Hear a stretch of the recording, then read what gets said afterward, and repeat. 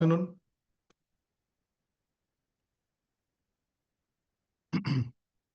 Good afternoon and welcome to Know Your Product Session.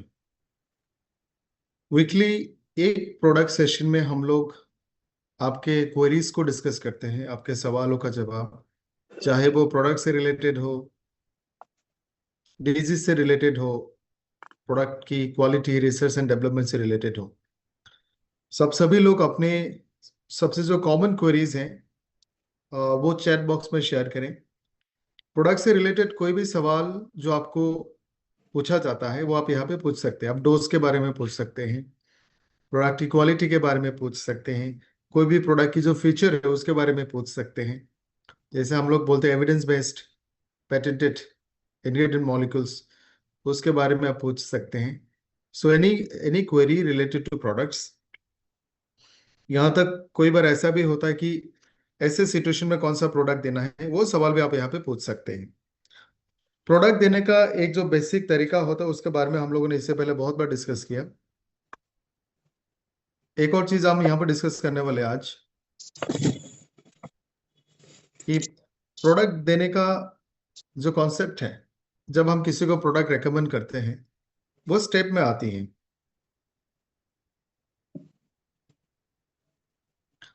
हम किसी से मिले तुरंत ही उसको नहीं बोलेंगे कि आप ये प्रोडक्ट यूज करना शुरू करें, उसके बहुत सारे स्टेप्स होते हैं। सो उसके बारे में बात करेंगे। कुछ सवाल चैट बॉक्स में आ रहे हैं, एक दो सवाल इंटरेस्टिंग भी हैं और अक्सर आपसे पूछा जाता है।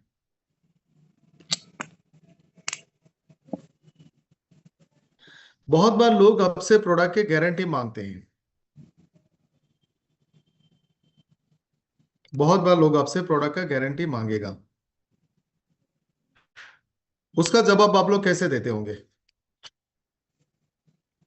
तो मैं जानना चाहूंगा आप लोग कैसे देते हैं, कोई बताए प्लीज। ओके, मैं बताता हूं। मेडिसिन सिस्टम, ट्रीटमेंट सिस्टम, दुनिया में जितने भी इलाज होती हैं, जितने भी दवाई हैं, जितने भी ऑपरेशन हैं, जितने भी मेडिकल तरीका है, उसमें गारंटी देना कानूनी तौर से गलत है, आप नहीं दे सकते। और उसके बहुत सारे कारण हैं। पहला कारण यह है, हर दवाई, हर मेडिसिन हर इंसान पे एक जैसा काम करेगा ये गारंटी नहीं है। अलग अलग उम्र के लोगों के शरीर में अलग अलग प्रोडक्ट का रिस्पॉन्स अलग अलग हो सकता है। मैं मेडिसिन की बात कर रहा हूँ फिलहाल, मैं ट्रीटमेंट की बात कर रहा हूँ। एक ही इंसान पे एक दवाई जैसा काम करता है, वो दवाई दूसरे इंसान पे सेम टू सेम उतना काम नहीं करेगा। अगर कोई 25 साल का नौजवान है, आपने उसको कोई भी नींद की गोली दी, 0.25 mg का जोलपीडम आपने दे दिया, एल्प्रोजोलम दे दिया, उसको तुरंत नींद आ जाएगी। 60 साल 70 साल के उम्र में 0.25 mg से उसको नींद नहीं आएगी। और जो बहुत दिनों से नींद की दवाई ले रहे हैं उन पे 5.5 mg भी काम नहीं करेगा। हर एक मॉलिक्यूल का असर हर एक इंसान पे अलग होता है। इंसान का बॉडी का एज, उसका रहन सहन, उसकी आदतें, उसकी फूड हैबिट, उसका लाइफस्टाइल पे डिपेंड करता है। तो मेडिकल साइंस ये कहती है कि आप गारंटी नहीं दे सकते कि ये दवाई लेने से ये बीमारी बिल्कुल ठीक हो जाएगा। हालांकि ठीक होता है, फिर भी गारंटी देना गलत है। कुछ बीमारियों के बारे में मेडिकल जूरिस्प्रूडेंस ये कहती है कि ये कुछ बीमारी है, उसके बारे में आप कह भी नहीं सकते कि दवाई से, इलाज से, ट्रीटमेंट से ये बीमारी ठीक हो सकती है। उसमें से कैंसर भी है। सो गारंटी के मामले में मेडिकल साइंस बहुत स्ट्रिक्ट है, क्योंकि आप बीमारी ठीक होने का जो पैरामीटर है उसको नाप नहीं सकते। आप एग्जाम्पल ले लो, आपने बिना ब्लड टेस्ट किए हुए किसी को हेमोफोर्टिन दे दिया फॉर एग्जाम्पल, और टेस्ट के बाद पता चला, 1 महीने के बाद यूज करने के बाद पता चला उनका हेमोग्लोबिन 8 यूनिट है। तो आप ये नहीं कह सकते कि इसके लेने से कम हो गया, हो सकता है उसका और भी कम था लेकिन ये लेने से थोड़ा सा बढ़ा हो। Qualitative and quantitative measurement of improvement ये पॉसिबल नहीं है। आप इन्फेक्शन के मामले में कह सकते हैं, किसी को इन्फेक्शन था, आपने यूरिन कल्चर किया, उसमें बैक्टीरिया मिला, आपने एंटीबायोटिक्स दी, 7 दिन के बाद दोबारा कल्चर किया और उसमें बैक्टीरिया नहीं मिला। सो ये मेजरेबल है, क्वालिटेटिवली क्वांटिटेटिवली। लेकिन नॉर्मल ट्रीटमेंट वो मेजरेबल नहीं है। कुछ चीजें मेजरेबल है, बीपी इतना था आपने दवाई दी, बीपी इतना कम हुआ। ओवरऑल हेल्थ की जो इंप्रूवमेंट है आप उसको नाप नहीं सकते। वो इंसान की वेलबींग का एक खुद का परसेप्शन है, मुझे अच्छा लग रहा है, मुझे अच्छा नहीं लग रहा है।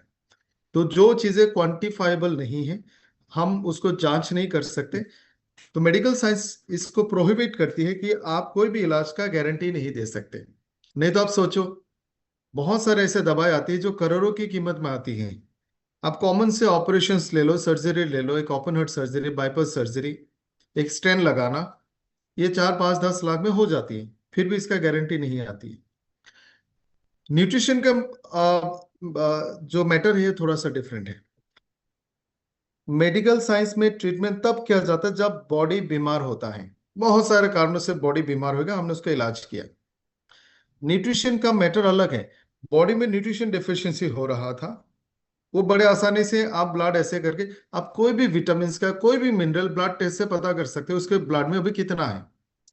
अब एग्जांपल ले लो, आपने विटामिन डी का टेस्ट किया, ब्लड में टेस्ट किया, पता चला इतना mg है। आपने कैलमेट डी 1 महीने दिया, फिर बाद में आपने टेस्ट किया, आपको वो अमाउंट ज्यादा मिलेगा ही मिलेगा। लेकिन सिर्फ ब्लड में होने से पूरे बॉडी को फायदा हो रहा है हम वो भी नहीं कह सकते। सो न्यूट्रिशन डेफिशिएंसी से बॉडी को बहुत सारे सिम्टम्स दिखते हैं। जब आपने न्यूट्रिशन लेना शुरू किया वो सिम्टम्स कम हो जाएंगे। एग्जाम्पल लेते हैं, आपके टांग में थोड़ा सा छाले पड़ गए, आपकी जीभ में थोड़ा सा छाले पड़ गए, अल्सर हो गया, आपने बी कॉम्प्लेक्स और विटामिन सी लिया, 15 दिन में वो रिकवर हो जाएगा। सो विटामिन की डेफिशिएंसी होने वाले जो भी सिम्टम्स हैं वो सिम्टम्स सप्लीमेंट को 30 30 करके 90 डेज मिनिमम लेने से वो सिम्टम्स बहुत सारे धीरे धीरे कम हो जाते हैं। जहां पे लोग गारंटी के सवाल करते हैं, हमें यह बोलना होगा कि मेडिकल साइंस, न्यूट्रिशनल साइंस, दुनिया के सारे ट्रीटमेंट सिस्टम कोई भी बीमारी के इलाज का गारंटी देने से हमें रोकती है। नहीं तो आप पूछना लोगों से, पोलाइटली पूछना कि लोग जो इतने बड़े बड़े सर्जरी करते हैं, इतना लाखों का खर्चा करते हैं, कहीं पे गारंटी वारंटी कार्ड मिलता है क्या? नहीं मिलता है। नहीं तो हॉस्पिटल ही देते, एम्स देते, दुनिया का सबसे बड़े बड़े जो दुनिया का जो सबसे मशहूर हॉस्पिटल है वो देते, क्योंकि ये लीगली नहीं दिया जा सकता, क्योंकि नॉट क्वांटिफाइबल, नॉट, आप उसको मेजर नहीं कर सकते, आप उसको क्वालिटेटिवली और क्वांटिटेटिवली आप कैलकुलेट नहीं कर सकते। हम ये कह सकते हैं, एस्ट्रोनो वन के डिस्ट्रीब्यूटर्स, हम प्राउडली ये कह सकते हैं, पिछले 2 सालों में हमारे साथ करीब 1,20,25,000 लोग जुड़े हैं और हमने करीब 10 15 लाख लोगों तक प्रोडक्ट पहुंचाई है कम से कम। और इसमें से ज्यादातर केसेस में, आप मान लो मोर देन 90% केसेस में हमारे पास लोगों का पॉजिटिव फीडबैक आया। तो मैं उसके बेसिस पे आपको कह रहा हूं कि आपको अच्छे रिजल्ट्स मिलेंगे। ये जो स्टेटमेंट है ये सही है, लीगल है, और आप इसका ऑथेंटिकेशन भी ले सकते हैं। सो जब हम लोगों से इन चीजों के बारे में बात करते हैं तो हमें बहुत केयरफुली शब्द को चुनना होगा। एक और सवाल आया, बीमारी के बारे में ज्यादा आ रहा है, white patches, thyroid. Okay, last time भी हमने एक प्रोसेस डिस्कस किया था कि जब हम किसी को प्रोडक्ट देते हैं, प्रोडक्ट कैसे देते हैं। एक एग्जांपल मैंने दिया था, अब मान लो मेरे सामने 2 पेशेंट है, एक है राजेश्वरी बन्नापुरे जी, आप अनम्यूट हो जाना मैम, और एक है श्यामा परवीन जी। अब दोनों से मैं अलग अलग बात करूंगा। राजेश्वरी जी मेरे पास आए, उन्होंने कहा, उन्होंने अपने बारे में बताया, मेरा उम्र इतना इतना है। हम ये मान लेते हैं कि राजेश्वरी जी और श्यामा परवीन जी दोनों को, दोनों सेम इंसान है, मान लो दोनों सेम ही इंसान है, दोनों एक ही उम्र के हैं, दोनों बहनें हैं, एक जैसा सब कुछ है, जुड़वे बहनें हैं, और दोनों को एक जैसा थोड़ा सा बीमारी हो गई, सर्दी जुकाम खांसी एसेट्रा। राजेश्वरी जी मेरे पास आते हैं और वो अपने बारे में बताते हैं, तो मैंने उनको बोला ठीक है, आप ये 3 दवाई 1 हफ्ते तक लेना। 5 मिनट में मैंने उनको विदा कर दिया। फिर शमा जी आते हैं, उन्होंने भी सेम बीमारी बारे में बताया, तो मैंने उनको समझाया मौसम बदल रहा है मैम, इस मौसम में सर्दी गर्मी बारिश सूखा धूप, ये होने के कारण हमारे बॉडी में थोड़ा बहुत चेंजेस आते हैं, और वेदर चेंज होने के कारण बुखार होना बहुत कॉमन है। आपके लिए सडनली एक ही दिन में 3-4 बार टेम्परेचर चेंज होना, आज 30 डिग्री था, कल सडनली बारिश हो गया, तो हमारे इम्यून सिस्टम का रिस्पॉन्स होता है, उनको लगता है बॉडी में बदलाव हो रहा है, तो एक नॉर्मल सा रिएक्शन है जहाँ पे हमें बुखार होती है। इस मौसम में हम जब विंटर से समर की तरफ जा रहे हैं, हवा में मॉइस्चर की मात्रा भी कम ज्यादा होता है, साग सब्जी भी बदल जाती है, तो हमारे खाने में भी थोड़ा सा चेंजेस आता है। आप एसी लगाना शुरू करते हो, फिर ब्लैंकेट भी लेते हो, उसके कारण भी बॉडी में एक चेंज महसूस होता है और बॉडी उसके लिए रिस्पॉन्ड करता है। इससे चेंज ऑफ वेदर, आपको इन्फेक्शन नहीं है, इन्फेक्शन होने से बुखार कॉन्टिन्यूस होता, आपको कमजोरी होती, आपका टेस्ट चला जाता, आप एग्जॉस्टेड रहते, हो सकता है आपकी यूरिन में भी इन्फेक्शन होता। सो आप चिंता ना करें, खाने पीने अच्छे से करें, और excessive cold, excessive heat, excessive AC, excessive ठंडा पड़ने से बचे रहें। यही 3 प्रोडक्ट आप यूज करें।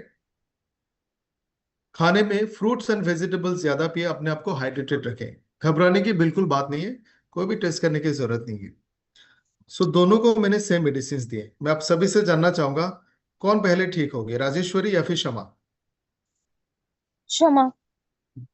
मेडिसिन मैंने जबकि आप दोनों को सेम दिया। जी। अभी मान लो आप दोनों अलग अलग डॉक्टर के पास गए थे, शाम को जब वापस आके दोनों बहनें बात करेंगे, तो राजेश्वरी बोलेंगे मेरा डॉक्टर उतना अच्छा नहीं था, शमा जी बोलेंगे मेरा डॉक्टर तो बहुत अच्छा था। जब हम किसी से उसकी बीमारी के बारे में बहुत अच्छे से थोड़ी देर बात करते हैं, 50% बीमारी वहीं पे कम हो जाती है। सो हमारा पहला काम है हम सभी का, हम किसी से भी, जब मान लो कोई बीमार है, तब भी, अगर कोई हेल्दी है, जब हम उसको अच्छे रहने के लिए प्रोडक्ट रेकमेंड करेंगे, तब भी हमारा पहला 20-25 मिनट का काम है ये प्रॉपर काउंसलिंग, बहुत अच्छी तरीके से काउंसलिंग। और काउंसलिंग का जो एक होमवर्क करके आपको जाना पड़ेगा, ऐसे जगह पे बैठ के आप बात करें जहाँ पे वो खुल के अपना बात को रख सके, यानी कोई थर्ड पर्सन ना हो, डिस्टरबेंस ना हो, उनको मौका मिले कि वो अपने बारे में बता पाए, अपनी तकलीफों के बारे में बता पाए, अपनी बीमारी के बारे में आपसे शेयर कर पाए। वो ड्यू रिस्पेक्ट हमें उनको सुनना है, दिस इज वेरी इंपॉर्टेंट। हमें उनको पूरा मौका देना होगा, और वो डिग्निटी के साथ अपने बात को रख पाए। हमें उसकी पूरी हिस्ट्री जाननी होगी, उन्होंने अपना बात रखा, फिर आप उनसे, और इससे पहले हमें उनका ब्रीफ इंट्रोडक्शन लेना होता है, नाम क्या है, उम्र क्या है, क्या काम करते हैं, उनका डेली का शेड्यूल क्या है, घर में कौन कौन है, किसी को कोई बीमारी है या नहीं, ये सारा डिटेल्स हमने ले लिया। फिर उन्होंने अपनी तकलीफ बताई, फिर आप उनसे डिटेल में सवाल पूछो, आप सुबह से लेकर रात तक क्या करते हो, क्या खाते हो, कितना खाते हो, घर में कौन है, आपकी कामकाज में किस तरह का कामकाज है, उसमें स्ट्रेस है नहीं है, इतने डिटेल्स में आप पूछो कि आपको सारा चीज पता चल जाए। बहुत बार लोग ये बात अपने आप से बोलना बोलना पसंद नहीं करते, हम उनको एक मौका देना होगा। ये है काउंसलिंग। सो काउंसलिंग का मतलब ये है, 25-30 मिनट में आपको ये पता चलेगा इनकी पूरी लाइफस्टाइल क्या है, इनकी फूड हैबिट क्या है, कब उठते हैं, कब सोते हैं, क्या खाते हैं, कितना खाते हैं, कोई अगर मान लो बैड हैबिट्स है, स्मोकिंग अल्कोहल को, वो भी बताएंगे। घर में कोई बीमार है उसके बारे में बताएंगे, इनको आज तक कोई बीमारी ट्रीटमेंट हुआ है उसके बारे में भी बताएंगे। आपके पास एक टोटल केस हिस्ट्री होगा, इनके माता पिता को डायबिटीज है, इनका स्ट्रेसफुल लाइफ है, इनका बहुत हेक्टिक लाइफस्टाइल है, खाना पीना सही से नहीं होता, वजन ज्यादा, स्मोक करते हैं। इतना होने के बाद ये था पहला स्टेप, प्रॉपर काउंसलिंग। दूसरा स्टेप में आता है सही लाइफस्टाइल सिखाना है, जल्दी सोना, जल्दी उठना, वजन को मेंटेन करना, फिजिकल एक्टिविटी करना। तीसरा हेल्दी फूड हैबिट्स, हमने इससे पहले काफी बार डिस्कस किए। बाद में जाके आप उनको प्रोडक्ट बताना है। ये चौथा काम है प्रोडक्ट बताना। पहला काम है काउंसलिंग, दूसरा काम है हेल्दी लाइफस्टाइल, तीसरा काम है healthy food habit, and finally product. जब इस तरह से आप काउंसलिंग करोगे, इसमें 1 घंटा जैसा टाइम लगेगा, फिर आप उनको प्रोडक्ट रेकमेंड करें। एक दो डिजीज आया है उसके बारे में बात करूंगा। सबसे पहले किसी ने पूछा, जो इंपॉर्टेंट है, जो कॉमन है, उसके बारे में बात करेंगे। एक सवाल आया, हेयर फॉल अगर हो रहा है इसमें क्या दें? हेयर फॉल के बहुत सारे रीजन है, कुछ रीजन इंटरनल है, कुछ रीजन एक्सटर्नल है। इंटरनल का मतलब है न्यूट्रिशन डेफिशिएंसी, पुष्टि की कमी के कारण हो सकता है, मेडिसिन के साइड इफेक्ट से हो सकता है, कुछ विटामिन बहुत ज्यादा होने से भी हेयर फॉल हो सकता है, कुछ हॉर्मोन्स के कम और ज्यादा होने से भी हेयर फॉल हो सकता है। एक्सटर्नल है, आपका हवा पानी बदल गया, आपको से आप स्कार्फ पहनते हो, बहुत ज्यादा पसीना होता है, या फिर हेलमेट पहनते हो आप लॉन्ग टाइम तक, कोई भी एक्सटर्नल फैक्टर से हो सकता है, पोल्यूशन से हो सकता है। तो हमें उनको दोनों प्रोडक्ट्स देने होंगे, इंटरनली न्यूट्रिशन और एक्सटर्नल प्रोडक्ट। इंटरनल न्यूट्रिशन में आप उनको देंगे hair one capsule, sorry tablet है, hair one tablet, hair one tablet है ना, हेयर वन, उसके साथ में एक मल्टीविटामिन एवरीडे वन, स्वीट 18 या फिर अमेजिंग 40, तीनों में से एक। आप एसबीटीसी या फिर एबीबीटी जूस भी दे सकते हैं, दोनों में से एक। एबीबीटी जूस स्पेशली हेयर के लिए, स्किन के लिए, नाखून के लिए बहुत हेल्दी है। Aloe vera is a cosmetic product, इसको इंसान अपनी स्किन के लिए, हेयर के लिए, नेल्स के लिए यूज कर सकते हैं, खा भी सकते हैं, लगा भी सकते हैं। जो एक्सटर्नल प्रोडक्ट बहुत सारे ऐसे आते हैं जिसमें एलोवेरा डाला गया है, सो एलोवेरा खाने वाला भी, खाने लायक भी है, लगाने लायक भी है। ये हो गए कंज्यूमेबल प्रोडक्ट। लगाने के लिए आप उनको एम्बर वन का शैम्पू दें और एम्बर वन का hair oil. Amber Amber one के शैम्पू के साथ आप एलो जेल को मिक्स करके सर पे लगा के 5-6 मिनट अगर रखते हैं, तो जो डैंड्रफ है, या फिर कोई भी डर्माटाइटिस है, कोई भी स्काल्प का प्रॉब्लम है, एक्सेसिव ड्राइनेस है, एक्सेसिव ऑयल सिक्रेशन है, ये सारा कम हो सकता है। और इसके कारण हेयर में एक तरह का कंडीशनिंग इफेक्ट भी आएगा। एलोवेरा में बहुत सारे नेचुरल क्लींजिंग एजेंट होता है, हॉर्मोन्स, एंजाइम्स होते हैं, विटामिन्स होते हैं, फाइबर्स होते हैं, वो आपकी स्किन को और हेयर को हेल्दी रखता है। तो एम्बर वन का शैम्पू और हेयर बॉल को, एलोवेरा जेल को मिक्स करके आप सर पे लगा के 5 मिनट रखें, फिर आप इसको वॉश करें। रात को सोने के टाइम पे बहुत अच्छे से हेड मसाज करके आप एम्बर वन का हेयर ऑयल लगाएं every evening before going to bed. इससे इससे आपका ब्रेन का, स्काल्प का ब्लड सर्कुलेशन बढ़ेगा, आपको बहुत अच्छी नींद आएगी। और ओवरनाइट हेयर ऑयल, जिसमें एम्बर वन का हेयर ऑयल, जिसमें ऑलिव ऑयल है, कोकोनट ऑयल है, आर्गन ऑयल है, आपके बालों के जड़ों तक पहुंच के इसको न्यूट्रिशन पहुंचाएगी। So, ये प्रैक्टिस आप रेगुलर करें। एक दिन में, 10-15 दिन में, इतने कम टाइम में आप रिजल्ट की उम्मीद ना करें। ये 6 महीने का कोर्स आपको लेना पड़ेगा। किसी के बॉडी में अगर एक्सेसिव टेस्टोस्टेरोन बनता है, उससे भी हेयर फॉल होता है। सो कुछ चीजों का ध्यान रखें। आप सभी से रिक्वेस्ट है कि अपना नाम पूरा लिखें, ताकि मैं आपका नाम लेके प्रोडक्ट बता पाऊं। मारिया जी ने लिखा है 51 ईयर की ओल्ड की एक लेडी है, उनको थायराइड ग्लैंड को काट दिया गया, उनको कैंसर था।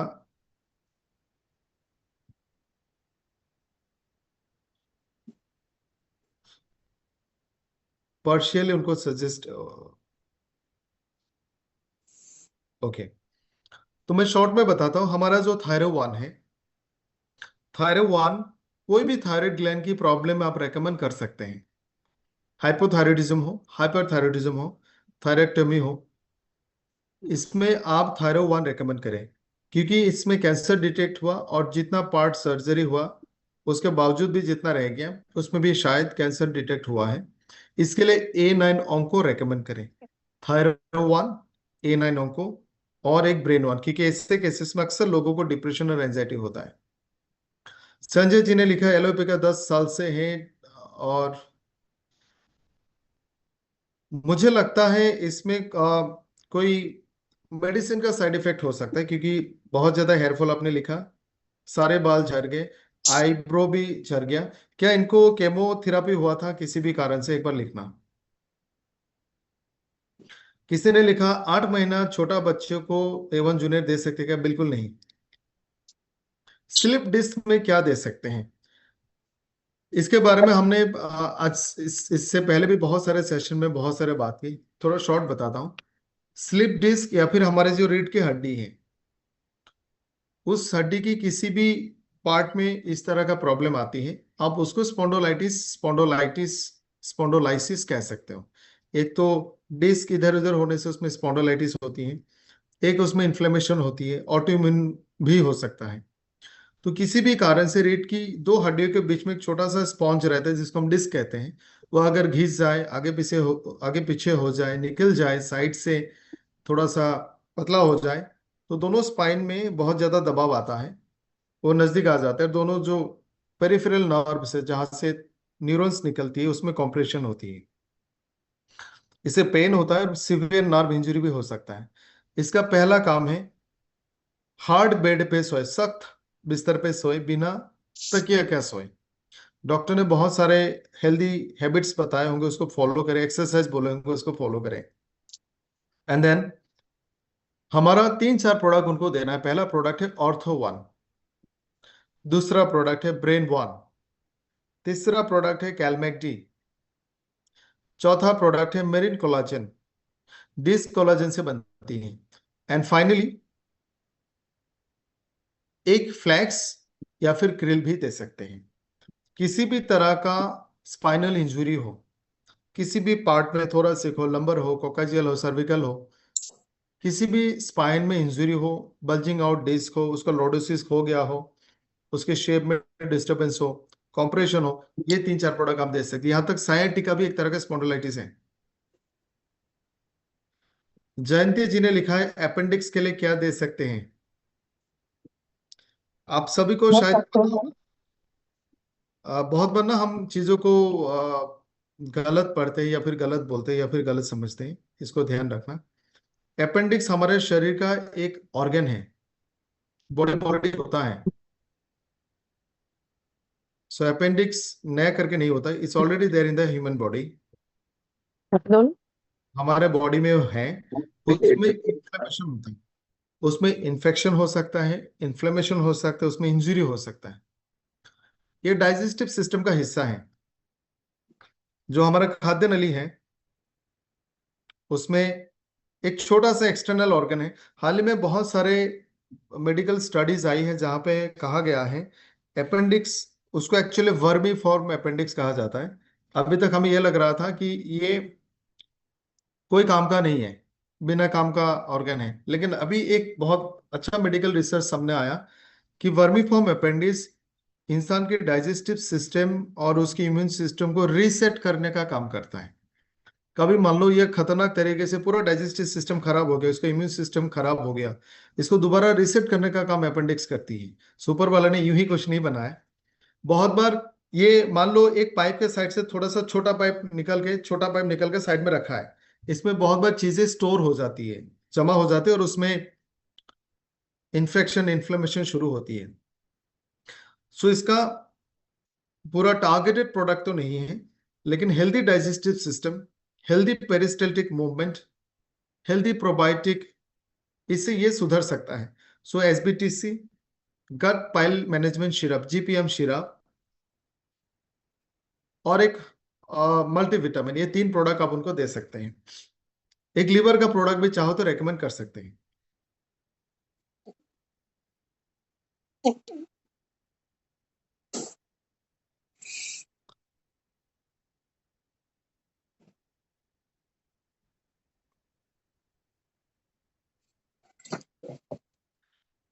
मोहन जी ने लिखा है एक लेडी ने तेजाब पी लिया है करीब एक महीने पहले, तो उसका गोल ब्लैडर श्रिंक हो गया है और वॉमिटिंग बहुत ज्यादा हो रहा है। अ,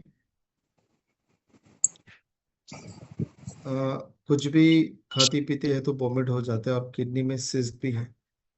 तेजाब पीने से सबसे बड़ा डैमेज तो हमारा खाद्य नली में होना चाहिए। आई एम नॉट श्योर कि उन्होंने तेजाब ही पिया था, इट डजंट लुक लाइक जो सिम्टम्स है। आप उनको, मैं शॉर्टकट में बता रहा हूँ, जो आप डाइजेस्टिव सिस्टम का प्रॉब्लम बता रहे हैं, गोल ब्लैडर में स्टोन वगैरह होना, उसके लिए आप उनको पहले, अगर उनका अगर वेट ज्यादा है, वेट मैनेजमेंट का प्रोडक्ट दीजिए, साथ में लिवर वन, एसबीटीसी, क्रिल, ये तीन चार प्रोडक्ट दे सकते हैं। जुबर आलम ने एक अच्छा सवाल पूछा, बाबा सिर वालों को क्या खाना पीना चाहिए। आई एम श्योर आप प्रोडक्ट के बारे में नहीं पूछ रहे, तो पहले खाने पीने की बात करते हैं। फाइबर ज्यादा लेना पड़ेगा, फ्रूट्स एंड वेजिटेबल्स, छिलके वाला, जो भी चीजें छिलके के साथ खा सकते हैं वो छिलके के साथ खाएं। फ्रूट्स एंड वेजिटेबल रोजाना लें, ढेर बहुत सारा सलाद खाएं, ग्रीन लीव्स, हरी सब्जियां बहुत खाएं, पानी अच्छी मात्रा में पिए, fast food, junk food, pack food, बाहर का खाना पीना बंद। प्रोडक्ट्स में सुबह शाम, रात को सोने के टाइम और सुबह खाली पेट में एबीबीटी जूस। शुरुआत करें 10 ml से, 5 दिन के बाद 20 ml पे जाएं और 10-15 दिन के बाद 30 ml तक लेके जाएं। उसके बाद पाइल 1 कैप्सूल, उसमें 2 तरह का कैप्सूल आएंगे, 67 कैप्सूल, ग्रीन कलर और ऑरेंज रेड कलर। उसके बाद जीपीएम सीरम, मैंने बोला ये 3 प्रोडक्ट हो गया। मैंने साथ में लीवर के प्रोडक्ट भी दे सकते हैं। रफीक जी ने लिखा है घुटने की प्रॉब्लम है। घुटने की प्रॉब्लम के कारण बहुत सारे हो सकते हैं। उसके लिए मैं मानता हूं कि बुजुर्ग हैं, 30 या 40 प्लस होंगे, उनको आर्थराइटिस होंगे। उसके लिए आप उनको ऑर्थो 1 दे सकते हैं, कैलमेक डी दे सकते हैं। अगर उनको रिमोटॉइड आर्थराइटिस है, आर्थराइटिस के बारे में बात करते हैं, 2 तरह का आर्थराइटिस होते हैं। 2 तरह का आर्थराइटिस होते हैं, एक हड्डियों के टूटने के कारण, इन्फ्लेमेशन के कारण, उसमें इंजरी के कारण। एक है ऑटो इम्यून डिसऑर्डर, जो हमारा बॉडी के इम्यून सिस्टम है। इम्यून सिस्टम का फंक्शन है कि बॉडी को इन्फेक्शन से बचाना, बॉडी को डिफेंड करना। जब भी बाहर से कोई फॉरेन पार्टिकल, बैक्टीरिया, वायरस हमारे बॉडी में आती है तो हमारी इम्यून सिस्टम उस पर हमला करती है। अगर गलती से आपकी इम्यून सिस्टम ने दुश्मन की जगह खुद के बॉडी पे हमला कर दिया, उसको कहा जाता है auto immune disorder. Eczema, psoriasis, rheumatoid arthritis, rheumatic heart disease, ये सारे ऑटो इम्यून डिसऑर्डर हैं। एलर्जी भी एक तरह का hyper sensitive auto immune response है। सो 2 तरह का आर्थराइटिस है। एक तो हड्डियों के टूटने के कारण, कैल्शियम की कमी के कारण, उसको ऑस्टियो आर्थराइटिस कहा जाता है। एक ही रिमाटॉइड आर्थराइटिस, ऑटो इम्यून डिसऑर्डर है। सो ऑस्टियो आर्थराइटिस में ऑर्थो 1, कैलमेक टी, कोलेजन बहुत हेल्प करता है। साथ में फ्लैक्स या फिर क्रिल भी देना है। अगर रिमाटॉइड आर्थराइटिस है जिसमें ऑटो इम्यून डिजीज है, उसके लिए आप सबसे पहला प्रोडक्ट एनाइन ऑन्को देना कुछ दिनों के लिए। एनाइन ऑन्को इम्यूनोमॉड्यूलेटर है, ये इम्यून सिस्टम को कंट्रोल करती है। अगर बहुत ज्यादा हाइपर एक्टिव है उसको भी नॉर्मल करेगा, बहुत कम कम करता है तब भी उसको नॉर्मल करेगा। कुछ विटामिन की कमी के कारण ऑटोइम्यून डिसऑर्डर हो सकता है। उसमें से एक इंपॉर्टेंट विटामिन है कैल्शियम मिनरल, एक और इंपॉर्टेंट मिनरल है सेलेनियम। इससे बहुत सारे विटामिन मिनरल्स भी होती हैं। सो रिमोटेड आर्थराइटिस में भी एनाइन ऑन्को और कैल्शियम देना है। 15-20 दिन के बाद या फिर 1 महीने के बाद आप ऑर्थो 1 स्टार्ट कर सकते हैं।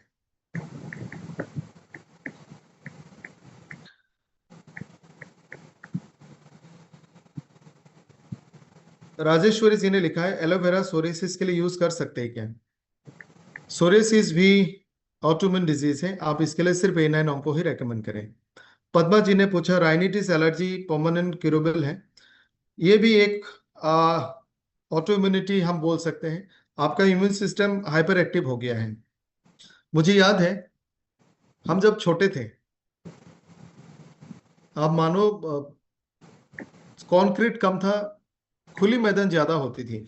स्कूल के बाद हम लोग बाकी सोने से पहले तक शायद धूल मिट्टी में ही खेलते रहते थे, बारिश में, कीचड़ में। हमें कभी सर्दी जुकाम नहीं हुआ क्योंकि बॉडी को वो नॉर्मल लगता था। और नेचुरल जो भी चीजें वो बॉडी के साथ सिंक्टअप्ड है, सिंक्रोनाइज्ड है। अभी हमने अपने आप को ऐसे अडॉप्ट किया, हम धूप से दूर हैं, हम धूल मिट्टी से दूर हैं, हवा से दूर हैं, तो बॉडी को ये आदत हो गया कि ये सारी चीजें बॉडी के लिए नॉर्मल नहीं है। सडनली एकदम हम इन चीजों में एक्सपोज होते हैं तो हमें बॉडी में एलर्जिक रिएक्शंस होती है। तो राइनिटिस भी एक तरह का एलर्जिक रिएक्शन है। आपकी इम्यून सिस्टम हाइपर सेंसिटिव हो जाता है, यानी थोड़ा सा डस्ट, धूल मिट्टी आपके नाक में आ गया तो आपको सर्दी जुकाम शुरू हो गया। तो पद्मा मैम, इसके लिए भी आप उनको एनाइन ऑन्को रेकमेंड करें। साथ में फिटनेस 1, गर्म पानी के साथ दिन में 3 से 4 बार, वो अपर रेस्पिरेटरी ट्रैक को हेल्दी रखता है। मनोज जी ने पूछा साइनोसाइटिस के लिए सेम जो मैंने अभी पद्मा जी को राइनिटिस के लिए बोला। एक सवाल आया, अभिषेक जी ने पूछा पार्किंसन में क्या दे सकते हैं। ये एक न्यूरोमस्कुलर डिजेनरेटिव डिसऑर्डर है। आप इसमें मानो कि नर्व और मसल कमजोर हो जाते हैं, जिसके कारण आपकी बॉडी में शिवरिंग होती है। तो इसके लिए ब्रेन वन देना है, अश्वा वन देना है और एक मल्टीविटामिन देना है।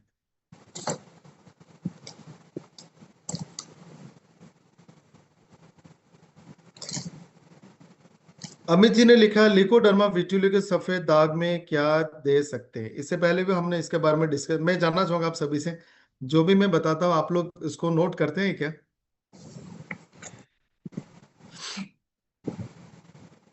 प्लीज नोट इट, ताकि आपको दोबारा पूछना ना पड़े। विटिलिगो लिकोडर्मा एक ऐसा बीमारी है जिसमें मेलानिन की प्रोडक्शन कम हो जाती है बहुत सारे कारणों से। मेलानिन हमारे स्किन की रंग बनाती है और ये एक बहुत कॉम्प्लेक्स मैकेनिज्म से बनती है। जब स्किन के टॉप लेयर में सनलाइट आती है, धूप आती है, उस धूप को सेंस करके स्किन के सेल्स स्किन की नीचे वाली मेलानोसाइट सेल्स में एक सिग्नल भेजती है, जिसे वो मेलानोसाइट आपके लिए मेलानिन बनाने का काम शुरू करती है। जब मेलानिन बनना बंद हो जाए तो स्किन का कलर धीरे धीरे धीरे धीरे लाइट होता जाएगा। तो इसके लिए खाने के लिए एसबीटीसी एबीबीटी दोनों ही अच्छा है, साथ में एक मल्टीविटामिन ले सकते हैं। लगाने के लिए चेहरे में सिंपलिज्म का सीरम लगाएं। क्वार्ट्सी का क्लींजर टोनर यूज करें। क्लींजर एंड टोनर क्वार्ट्सी का, लगाने के लिए सीरम सिंपलिज्म का। बॉडी के दूसरे हिस्सों में क्वार्ट्सी का सोप लगा लोशन यूज कर सकते हैं। और in the long run young fuel will be very helpful, क्योंकि ल्यूकोडर्मा अभी जेनेटिकली लिंक्ड पाया गया है।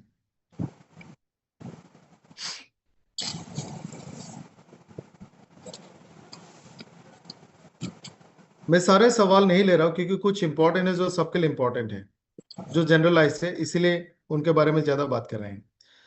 एक बहुत इंपॉर्टेंट सवाल आया। बहुत सारे ऐसे कपल्स मिलेंगे आपको जिनको 5-7 सालों से बच्चे नहीं हो रहे हैं। This very important. इनफर्टिलिटी,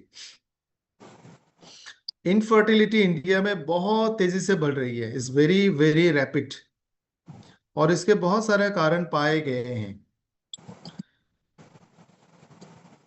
ज्यादातर फीमेल के लाइफ में एक पर्टिकुलर चांस या फिर परसेंटेज, एक रिस्क फैक्टर रह जाता है at certain point of time infertility का। जितना लेट शादी, जितना लेट बेबी प्लान होना, उतना ही ज्यादा चांस इनफर्टिलिटी का बढ़ सकता है। आजकल ऐसा भी देखा गया है कि 35 के बाद ही कॉम्प्लिकेशंस दिखते हैं, या तो दे डोंट कंसीव या फिर मिसकैरी होती है, they don't carry it. So infertility एक बहुत सीरियस कंसर्न है। हमने इसके ऊपर में बहुत सारे सेशंस किए थे। इंडिया में कोई एक ऐसा स्टेट नहीं है जहाँ पे एक certain significant amount of infertility ना देखा गया हो, और ये तेजी से बढ़ रही है। इनफर्टिलिटी कभी कभी पहला बच्चे के लिए भी होता है, कभी कभी दूसरे बच्चे लेके भी होता है। तो इसको प्राइमरी और सेकेंडरी इनफर्टिलिटी कहा जाता है। जो हमारा लाइफस्टाइल है, आपको एक एक दो फैक्ट्स बताता हूं तो आप इसको रिलेट कर पाओगे। हम लोगों ने ऐसे लोग भी देखे जिन्होंने 3, 4, 5, 6 बच्चा भी नॉर्मल डिलीवर किया है, और आज के टाइम में 2 बच्चा भी सिजेरियन होती है।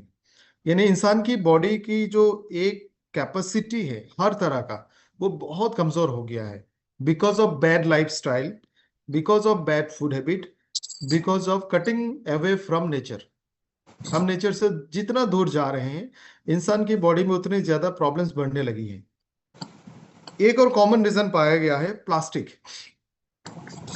प्लास्टिक, आपको लगता होगा इतने बड़े बड़े प्लास्टिक हम यूज करते हैं, लेकिन इन प्लास्टिक का जो अंत होता है वो माइक्रो प्लास्टिक में होता है, और वो समुद्र के पानी में जाता है, खेतों में जाता है, और घूम फिर के खाने फूड साइकिल में आके हमारे बॉडी में आती है। समुद्र में बहुत ज्यादा मात्रा में माइक्रो प्लास्टिक्स पाए गए हैं, जो फिश और मेरीन फूड की थ्रू से हमारे बॉडी में दोबारा आती है। इनके कारण बॉडी की टेस्टोस्टेरॉन, एस्ट्रोजेन, प्रोजेस्टेरॉन, इन हॉर्मोन्स की मात्रा में कम ज्यादा देखा गया है। आप किसी प्लास्टिक के बर्तन में खाना खाते हो, और वो बर्तन अगर गर्म हो जाए, से आपने वाटर बॉटल धूप में रख दिया, या फिर गाड़ी में आपका पानी का बॉटल है प्लास्टिक का, और अगर वो धूप में रहता है तो थोड़ा थोड़ा माइक्रो प्लास्टिक उस पानी में रिलीज होता है। कल एक आर्टिकल पढ़ा मैंने, अगर आपके घर में टेफलॉन बेस्ड नॉन स्टिक के बर्तन है, नॉन स्टिक, और उसमें अगर एक हल्का सा स्क्रैच भी है, तब भी आपकी कैंसर होने के चांस बढ़ जाते हैं। सो हमारे आसपास में जो हमने वे ऑफ लाइफ को अडॉप्ट किया है, उसमें से एक बहुत खतरनाक चीज है प्लास्टिक। आप चाह के भी प्लास्टिक से दूर नहीं रह सकते। सो द वाइज वे कि आप 30 से पहले ही बेबी प्लान करें, डोंट वेट मच। दूसरा रीजन है ओबिसिटी। जब हमारा वजन बढ़ जाता है, आप बहुत सारे फीमेल्स को जानते होंगे जिनका वजन ज्यादा है, उनके पीरियड्स में इरेगुलरिटीज हैं, उनका ओवरी के हेल्थ, यूट्रस के हेल्थ अच्छा नहीं है, एग्स टाइमली मैच्योर नहीं होते, रिलीज नहीं होते, उसमें फैट एक्यूमुलेट हो जाते हैं, उसमें सिस्ट बनते हैं, फेलोपियन ट्यूब्स में प्रॉब्लम आती है। हमने बहुत सारे जेंट्स में भी देखा है, स्ट्रेस के कारण, बैड लाइफस्टाइल के कारण 35 के बाद उनकी बॉडी में और उनकी स्पर्म की क्वालिटी अच्छा नहीं है, स्पर्म काउंट अच्छा नहीं है। सो 35, तो आप मान सकते हैं कि 35 की एज में बेबी प्लान करना वेरी वेरी रिस्की हो सकता है। ज्यादातर केसेस में आपको इनफर्टिलिटी मिले। So better to plan before 30। पहला चीज ध्यान रखना है कि वजन सही हो। अगर वजन ज्यादा है, वेट मैनेजमेंट करें, diet modification, lifestyle modification and use of products. उसके लिए कार्ब कट वन है, फिटनेस वन है, एसबीटीसी है, A1 वेगन है, vegan one I mean, A1 lean है, यंग फ्यूल भी हेल्प करती है, और इसके साथ में मल्टीविटामिन्स भी लेना होता है। दूसरा कारण, अगर फैमिली हिस्ट्री है, जेनेटिक हिस्ट्री, कोई पर्टिकुलर डिजीज है, बहुत सारे ऐसे बीमारी होती है जिसके कारण इनफर्टिलिटी हो सकती है, वो भी एक बार पता करें। हस्बैंड के लिए और वाइफ के लिए, दोनों के लिए प्रोडक्ट देना पड़ेगा। अगर किसी कपल को बेबी नहीं हो रही है, तो जनरली हम मान लेते हैं कि प्रॉब्लम वाइफ में होगी, विच इज नॉट ट्रू। पिछले कुछ सालों की जितने स्टेटिस्टिक्स है वहां पे देखा गया है, husband and wife both are equally responsible. So दोनों को प्रोडक्ट्स देने होंगे, हमें पूछने की जरूरत नहीं है, दोनों को प्रोडक्ट देना पड़ेगा। पहला हस्बैंड को देना है। पहला प्रोडक्ट है प्रो वाइटलाइजर H12। दूसरा प्रोडक्ट है मल्टीविटामिन एवरीडे वन। तीसरा प्रोडक्ट है ब्रेन वन, थोड़ा सा रिलैक्स रहने के लिए, थोड़ा सा काम रहने के लिए, स्ट्रेस से दूर रहने के लिए, और साथ में एक अश्वा वन प्लस भी आप दे सकते हैं। वाइफ के लिए है हेमोफोर्टिन। जिस दिन से प्लान करेंगे बेबी, उसी दिन से हेमोफोर्टिन लेना शुरू करना है। स्वीट 18 एंड वुमेन वन, ये दोनों प्रोडक्ट लेने हैं। वुमेन लिबिडो बूस्टर WLB1, वो भी लेना है। साथ में krill one would be really helpful. साथ में अगर किसी को लिकोरिया, यूरिनरी ट्रैक्ट इन्फेक्शन, इस तरह के चैलेंजेस हैं, तो ये 90 दिन का कोर्स ल्यूको 81 का पहले ही कर लेना चाहिए। सो इस तरह से आप 30 डेज के रिपीटेशन में प्रोडक्ट तब तक कंटिन्यू करें जब तक कंसीव नहीं करती। जो हमारा कॉर्डिसिप कॉफी है, वो भी मेल्स में स्पर्म काउंट को बहुत बढ़ाती है। सो अश्वा वन के साथ साथ आप कॉर्डिसिप के कॉफी भी ले सकते हैं।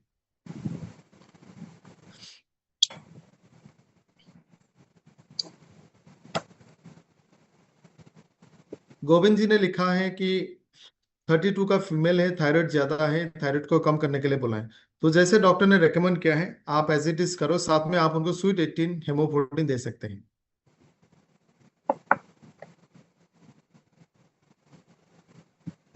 डॉक्टर मनीराम जी ने लिखा है, स्पाइन पेन में फ्लेक्सर कैलमेक्डी दे सकते हैं क्या? ऑर्थो वन में बोसबेला सेराटा है, जो बहुत अच्छा पेन किलर है, it's a very good pain killer. तो आप इसको उसमें एपिजेनिन भी है,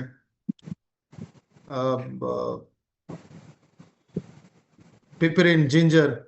तो ortho one itself is a pain killer, natural pain killer आप उसको बोल सकते हैं। So ortho one will be much better. Breathing problem, pneumonia, alopecia मैंने बता दिया।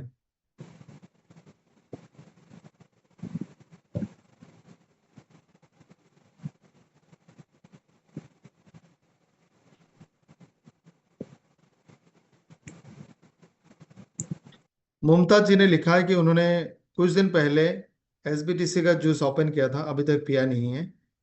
क्या अभी पी सकते हैं? बिल्कुल, अगर आपने उसको धूप में नहीं रखा होगा, so this is in good.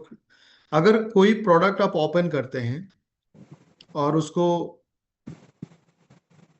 नहीं ले रहे हैं रेगुलर, यानी ये 2-3 महीने तक आप कंज्यूम करने वाले हैं, हालांकि डेली बेसिस पे लेना चाहिए, तो आप इसको बेटर है फ्रिज में रखो। क्योंकि इन प्रोडक्ट्स को हमने हाई प्रिजर्वेटिव से नहीं बनाया। सो आइदर सेल्फ प्रिजर्वेटिव है और minimum amount of permitted preservative, तो आप इसको फ्रिज में रखेंगे तो अच्छा होगा।